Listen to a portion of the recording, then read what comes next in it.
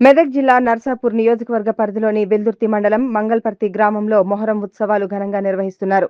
బుధవారం మొహరం పండుగ సందర్భంగా స్థానిక తాజా మాజీ సర్పంచ్ బాలయ్య గారి రామకృష్ణారావు ఆధ్వర్యంలో పీర్ల ఊరేగింపు నిర్వహించారు.